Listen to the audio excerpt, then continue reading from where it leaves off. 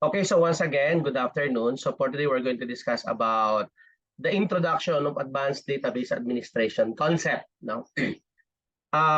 If you are a database administrator, no, or aspire to be one, you might wonder what advanced skills and concepts you can learn online to boost your career. And even through your master's degree in information technology or PhD in IT. Database administration is a complex and dynamic field that requires constant updating uh, and adapting to new technologies, trends, and challenges. In this discussion, we will explore some of the advanced database administration concepts that we can learn on this subject, such as database security, performance tuning, backup and recovery, cloud computing, and data warehousing. And we will also provide some example of some resources that can help us to master this concept. The database security is one of the most critical aspects of database administration, as it involves protecting the data and the database system from unauthorized access, modifications, or damage. So, database security covers topics such as authentication, authorization, encryption, auditing, compliance, and threat detection. And to learn database security, you can take courses such as database security fundamentals, data security and encryption, or data security and auditing. And these courses will teach you the principles and practices of database security, as well as how to implement them using various database platforms and tools. Because if you are not aligned with what I have mentioned, it's too hard for us to understand fully the database administration. Now, when it comes to performance tuning, performance tuning is the process of optimizing the database system and its components to achieve the best possible performance and efficiency. So, performance tuning involves analyzing and improving the database design, configuration queries, indexes, storage, memory, network, and hardware. To learn performance tuning, you can take, let's say, for example, an Oracle database performance tuning. We have, of course, SQL service server performance tuning, MongoDB performance tuning, and these topics will teach you how to monitor, diagnose, and optimize the performance of different database system using various methods and tools. In a database administration, it is also important for us to understand the backup and recovery, the most important things in database administration. Because backup and recovery is the process of creating and restoring copies of the database and its data in case of failure, disaster, or corruption. Backup and recovery ensures that the ability or the availability and integrity of the database and in its data, as well as the compliance with regulatory and business requirements. So, to learn backup and recovery online, we need to understand the SQL Server backup and recovery, MySQL backup and recovery, PostgreSQL backup and recovery, PostgreSQL tutorial. Now, these topics will teach us how to plan, implement, and test backup and recovery strategies using various techniques and tools. Right now, whether we like it or not, we need to embrace cloud computing in a database administration.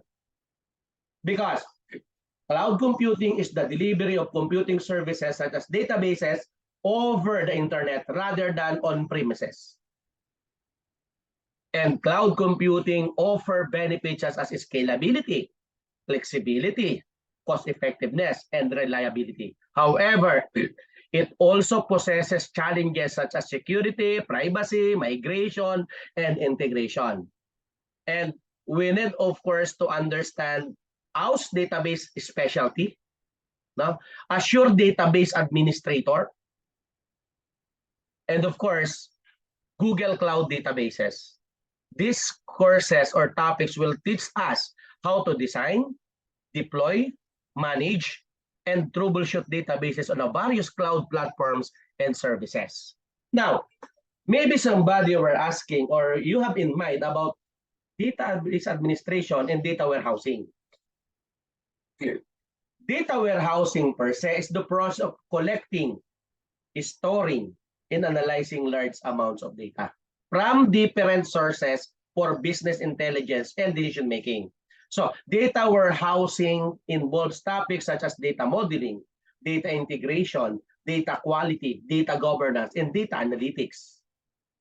So therefore, we need to understand the data warehousing for business intelligence, data warehouse concepts, design, and data integration, and data warehouse fundamentals. These topics will teach us the concept and techniques of data warehousing as well as how to use various tools and frameworks to build and manage data warehouses.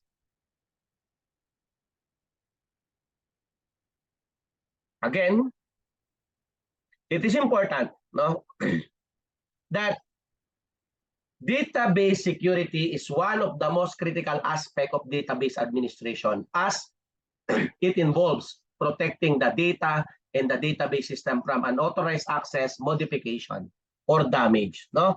Database security covers topics such as authentication, authorization, encryption, auditing, compliance, and threat detection. To improve your skills and knowledge, topics such as database security, backup and recovery, performance optimization, backup and recovery, no, replication, high availability, NoSQL databases, and big data technologies are all the right areas for online learning, no, or additional learning.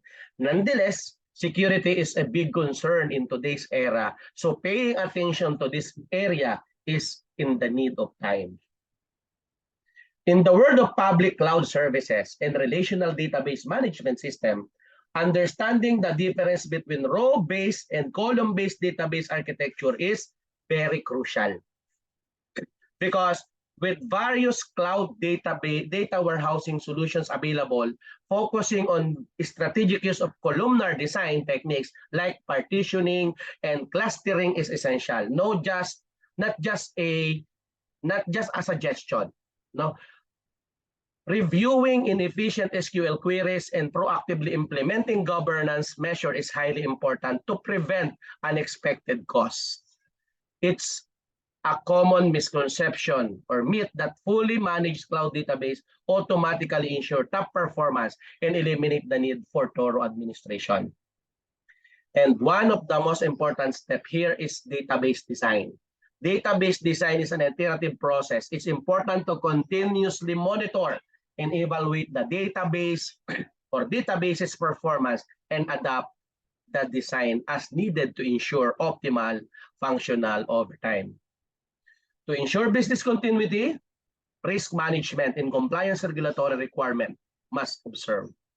Planning, implementing, and testing backup and recovery process and procedures is essential for business sustainability. And the use of proprietary backup tools and third-party backup solution is necessary to avoid human errors. Business continuity plan is a must for any organizations while designing the database, because planning scheduled backup and validating the integrity of data by recovering backups periodically is the best and very important practice that must be followed by every organization, particularly done by the database administrator. Considering and designing disaster recovery sites is another approach to keep high availability of data during occurrence of natural calamities. The ability to just increase the speed of a service without going through server migrations and testing in others is amazing. So tools like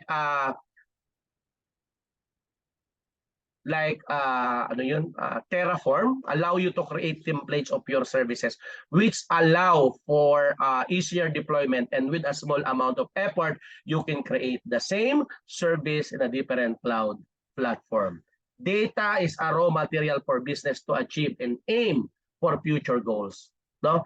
In the world of digitalization, collecting data and storing it is the main challenge every organization faces. Data warehouse is one of the best process-oriented solutions to collect, store, analyze, process, and evaluate large chunks of structured and unstructured data. You always need to start learning the SQL architecture concept and how the SQL engine works. Then you need to learn the SQL Server installation and configurations options and methodology too. After that, you can dig deeper with SQL Server security, SQL Server transaction log, recovery model, backup and restore, encryption, and masking. Then you can learn more about the business intelligence concept, starting from the ETL, DDW, or data warehouse, or the data governance and reporting. Performance tuning is an advanced object that can help you to become a master in SQL Server field. Don't stop studying and learn about big data concepts. Operational practices or operational best practices are key for long-term success. Post-deployment, your database will need to operate successfully for the duration of its life cycle. Okay? Operationally, you will need to measure and monitor the database performance, security and availability, harvesting baseline performance and security measurement obtained in your deployment and specification. Reduce these statistics to measurable monitor and alert-driven metrics when your database fails to meet its specification. Common models for successful DB operation can be found in IT service management and information technology infrastructure library frameworks. So I think that's it as part of an introduction of the database administration.